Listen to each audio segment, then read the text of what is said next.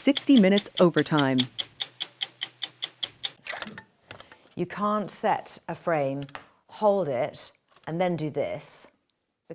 This week on 60 Minutes, we profiled Oscar-winning actress Kate Winslet. She's known for playing tough, angst-ridden women, and her latest film is no exception. Lee is the story of Lee Miller, a former model who fought her way to the front lines of World War II as a photojournalist for Vogue magazine, capturing brutality in haunting black and white. Winslet used a replica of Miller's Rolleiflex camera and took actual photos while she was acting. Why did you feel like you had to learn this craft? It couldn't just be a prop. It needed to feel like an extension of my arms. I had to be confident and comfortable with it. And in order to do that, I had to know what I was doing. So as I'm talking to you, I'm breathing and I'm using my diaphragm. But the body becomes a tripod with the Rolleiflex. So Lee would hold her breath and then she'd wind on. And when we were doing the final mix for the film, there was all this breathing sound. I said, why is all that breathing? They said, oh, we just thought we'd fill in because there wasn't any sound. I said, no, guys, I'm deliberately not breathing. I'm holding my breath to keep the camera still, because you go, and the camera moves, so that changes the focus. That level of detail, was that important to you? Yeah. Because anyone who's worked with a Rolleiflex camera might watch that film and they would know if I'm going, they can say that's not a photograph that is ever going to work. It was my job to be as authentically like Lee as I could. So there's just no way I wouldn't consider doing those things. We looked at one of Miller's first photographs from the war of two models outside an air raid shelter in North London. So this is a photograph that Lee took, and these are real fire masks. I mean, kind of extraordinary objects. But Lee being Lee and having that sort of surrealist eye that she had and a phenomenal eye for fashion, she saw those as like, oh my God, that's kind of cool glasses.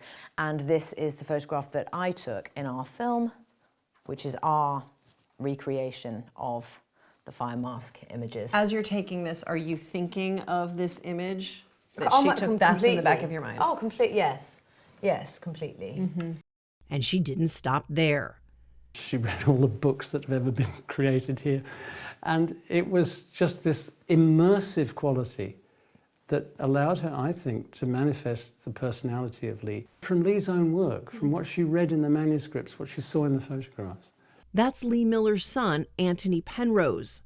I imagine it's always a huge responsibility to play any character, really, but to play a character whose son will be watching your work. Does that make you nervous? Does that?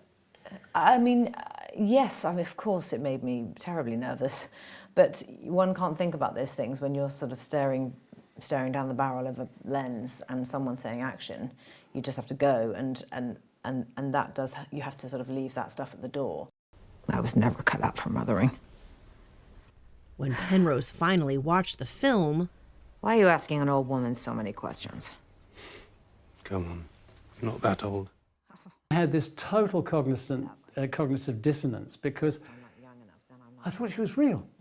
That's my mum. It was so like her. And I thought, how'd they do that? She's been dead for years. It's a movie.